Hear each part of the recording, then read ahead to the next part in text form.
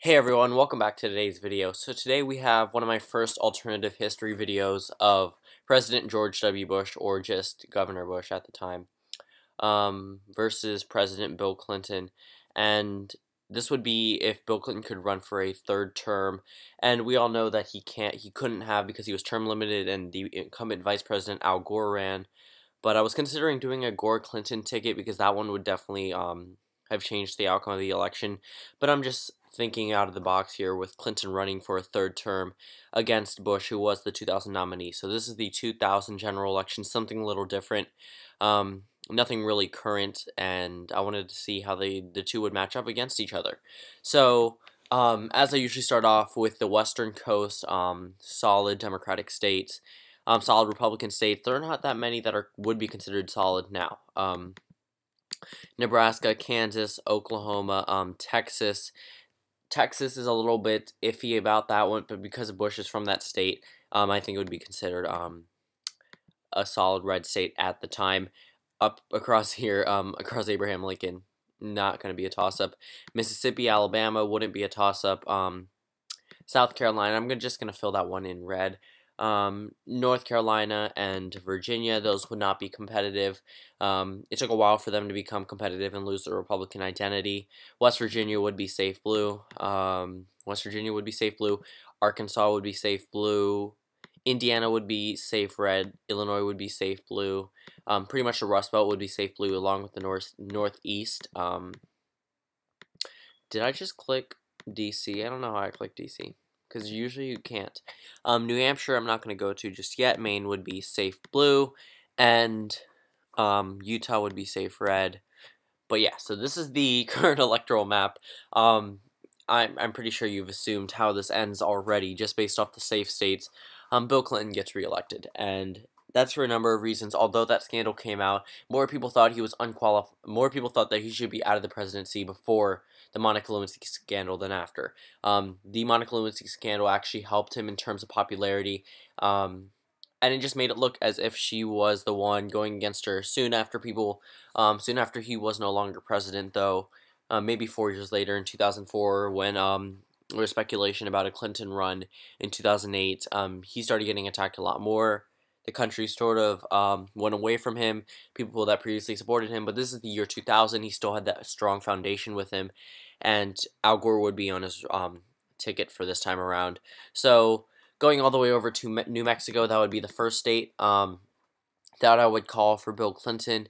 The reason behind it is the Latino population. Although it wasn't as heavy as it is now, it still was a factor back then, and Bush only narrowly carried it in 2004. Up across here, Iowa, I don't think there would be much of a contest there. Bill Clinton would easily take that, along with Missouri. These states are pretty much conservative Democratic states. Kentucky and Tennessee. Tennessee is where Al Gore is from. I think Clinton would narrowly take Tennessee. Same thing with Kentucky. A lot of the ideals that are held in Tennessee are also held in Kentucky. We go over to Colorado and Nevada. Colorado, that one would go to Clinton. My reasoning behind it is I think this is a new type of Democrat. This is a Democrat that they haven't seen before, and Bill Clinton really corralled a lot of support from that, and he would do the same in Colorado and Nevada, essentially giving him their electoral votes. And then Louisiana, that one's a little bit iffy because it did have somewhat of a Republican swing, but then again, I think it would hold on to its Democratic identity and overall go to Clinton. I think Bush would be able to carry the state of Montana.